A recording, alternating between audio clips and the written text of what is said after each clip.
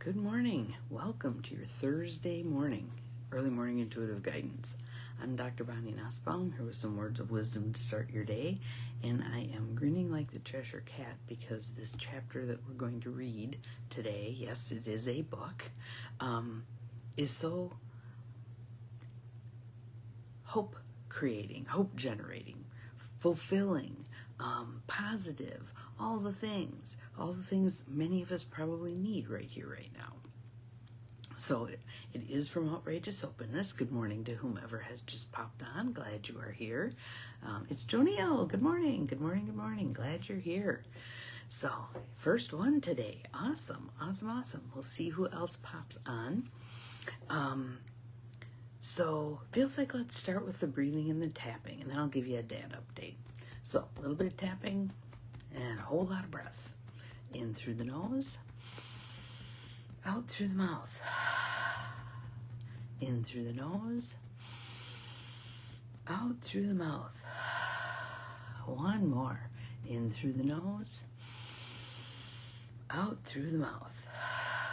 And again, at any point during this video and at any point during your day, when you feel the need, take a deep breath. 2 or 3 deep breaths. Let them go and move on with your day. I think you will find that just doing that several times a day makes a huge difference in how you feel. So, dad update. He's moved to the, good morning, Ruth Ann. Glad you're here. Welcome. He's moved to the rehab facility, and they kind of hit the ground running with their introduction and working things over from head to toe. Good morning. Thank you for the sunshine. Still pitch dark here. I can tell summer has ended and we are into autumn because the mornings are now dark.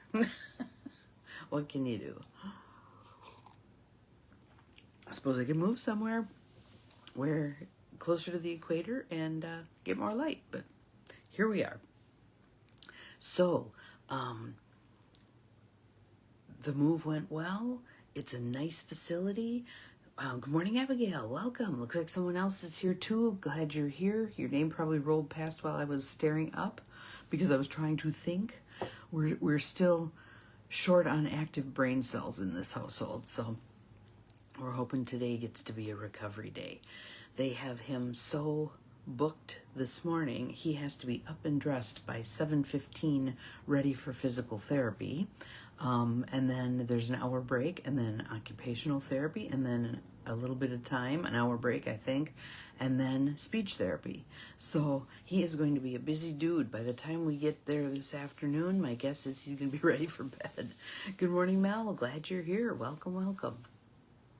So I feel like we can see some light at the end of the tunnel now and can take a little bit of time to catch up on all the things that were set aside when we were in crisis mode and up at the hospital 6, 8, 10 hours. And it's always, I bet it is, because it's what, 4 a.m. by you? Yeah, I think. Yeah. Yes. So, and my sister Carrie will be flying out on Friday and be back in the 4 a.m. group. So, yes, it's been very, very helpful having her here. 3 of us juggling all of this. There's something to be said for bigger families with lots of girls. Good morning, Beth. Glad you are here. Welcome. So, yeah, so he's going to be busy. We're going to be catching up. I already have a little laundry in. Try to get some semblance of a routine going here. Apparently at this place, they will give you a slip the day before as to what your next day's activities will be in terms of timing. So we don't have the ability to time things such as our own appointments very effectively, but at least we have a little bit of advance notice as to when things are going to happen and when we might want to be there. So, yes, exhale, making some progress. So, our chapter for today is also going to be about making progress and how to do so from a divine feminine perspective.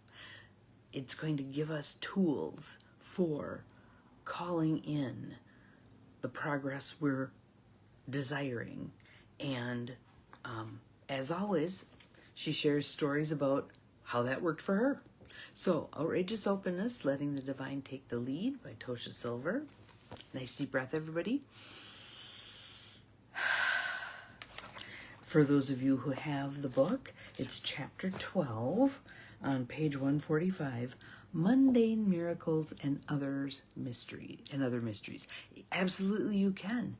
Absolutely you can. It takes over your life. That's the priority. You do what you got to do, and everything else kind of falls by the wayside.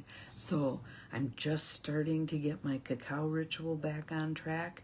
I'm spotty here and there with my journaling, but I believe that'll all come back online as we settle into some modicum of routine here. So, Mundane Miracles and Other Mysteries. God will make a way out of no way. God will make a way out of no way. I was working with a client last night, and we have been working on the get out of your head and into your heart and soul. And so far for her, that has manifested a beautiful new apartment in New York, and we are now working on a beautiful new career in New York. So this is a very timely chapter. I may send her a copy of it just for the heck of it. So, yeah, let's take a breath. Breathing ourselves open to receiving this message. She says, I am a great believer in what some traditions call the conjuring of a miracle, inviting divine intercession on just about any topic, big or small. People often tell me about situations so overwhelming and complex, their rational minds cannot begin to fathom a way out. Why? Because our rational mind isn't supposed to be driving the bus. Our heart and soul can lead the way, finding that way out with divine intercession. Logic and reason serve their purpose. There will be moments in there where logic and reason are important, but you're not going to logic yourself out of some, I'm stuck in the corner, how do I get out of here situation, all right? Sometimes they're surrounded by friends and family who might even ratchet up their sense of powerlessness and despair. Oh my God, I'm so glad I'm not you. How are you ever going to deal with this? Wow, you're really stuck. Not helpful, right? But over the years, I've seen that calling in a miracle can open doors that linear rationality never could. So here's her story, one of her stories, to elucidate that concept. I mentioned earlier that I once spent 3 years in bed with a rare failure of my endocrine system. Eventually, a gifted acupuncturist arrived who restored my health in 9 months. But that wasn't the only miracle. Once my health began returning, I needed a new apartment. While I was bedridden, I honestly didn't care that I lived in a small, dark room with a mat on the floor and a hot plate. As I started to feel like a semi-functional human again, I longed for a real home. I had barely been able to work for years and had almost no funds. However, my mind, good morning Nancy, glad you are here, welcome. My mind, pliant and awestruck from my recent healing, was wide open to being surprised. And wide open to asking for a miracle. Okay, God, Spirit, Universe, here's what I need. How great that almost no one was around to tell me how unrealistic this was. Because again, she'd been pretty much bedridden for 3 years. You know how people kind of drift away. Friends, family, blah, blah, blah. So that it created a perfect circumstance for her to manifest this miracle because no one was standing there going, that'll never work. You know you're in San Francisco, right? There's never going to be an apartment available. Blah, blah, blah, blah. So she says, how great that almost no one was around to tell me how unrealistic this was, or to remind me of the astronomical San Francisco housing market. I was wholeheartedly and fully receptive to a miracle. There's the key.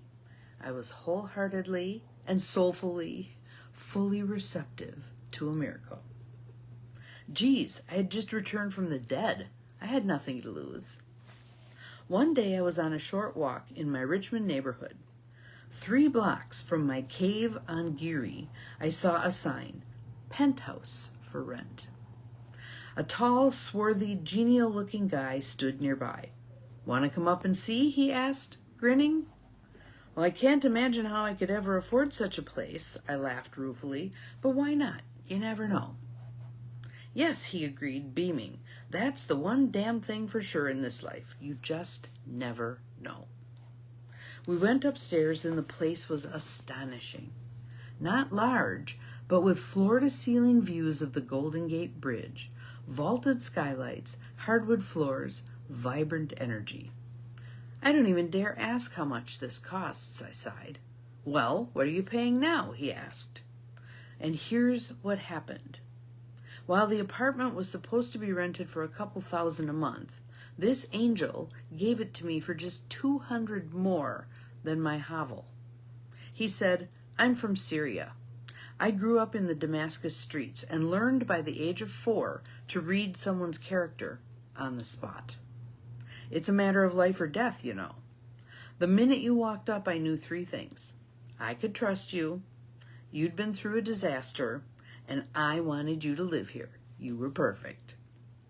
And I oftentimes tell people that.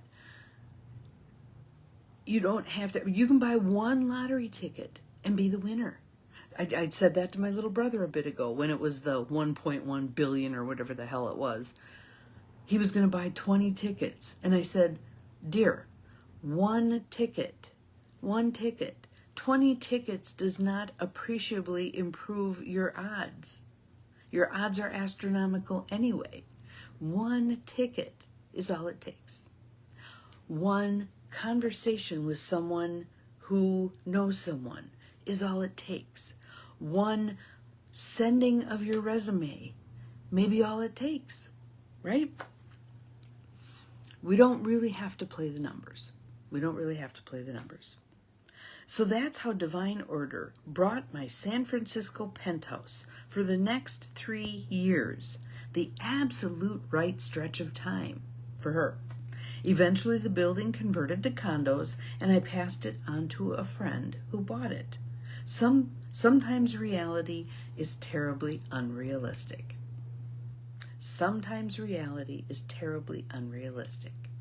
Yeah, it can work out fabulously as long as you have the belief and you take the steps forward and you open yourself to receiving and maybe you put it out there, this or something better.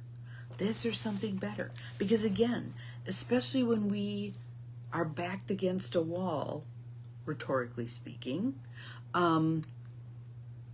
we have a hard time dreaming big. We have a hard time taking, as Mary Kay Ash would say, the girdle off our brain and seeing what all is possible. I have one on my keyboard. Let's see. I dare to believe in something bigger than my circumstances. Like the middle of last week, when all hell was still breaking loose, if someone had said to me, thank you for posting that. I love it. If someone had said to me in the middle of last week, the world is your oyster. You can do whatever, be whatever, have whatever, blah, blah, blah. I would have, through sleep-deprived eyes, looked at them and said, whatever.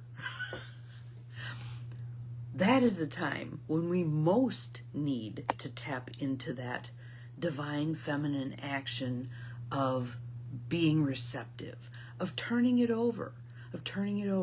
Remember your God jar? The person I was talking to yesterday actually has several jars and has decided that the first jar now needs to be gone through. And I said, I can't wait for our next session so I can hear what you discovered going through that God jar. What all has been accomplished. What all you've completely forgotten about because it was off your mind now, not clawing away at you as you're trying to live your life. So I want us to move into that receptive place. Make an offering. Do a God jar donation. Put something down, something you'd like to see expand, and do the this or something better piece. Yes, you can paint an amazingly clear, detailed picture of what it is you want, but add in the or something better. Because with Tosha's story here, she was looking for an apartment. She wasn't looking for a penthouse with hardwood floors and beautiful windows that looked out over the Golden Gate Bridge. But her mindset was this or something better. And it ended up being something better. So let's set ourselves up for that. Let's set ourselves up for that. So I'd love to hear what you are turning over to the universe. I am turning over to the universe. I drove past this amazing, and I've driven past it before, and I even did some research on it, figured out who owned it, blah, blah. There's this amazing lot. Actually, it might be like 3 lots. And there's mature trees on it, and there's some little roads that lead into it, and it would be ideal for a pocket neighborhood intentional community. Ideal. So that's what I'm putting out there, that God in the universe helps me manifest, or something better, or something better. So what's yours? Put it in the feed. I'd love to lift up some energy for all of your desires as well. Have an awesome Thursday. We'll see you again tomorrow. Remember, you're capable of far more than you think you are. Bye-bye.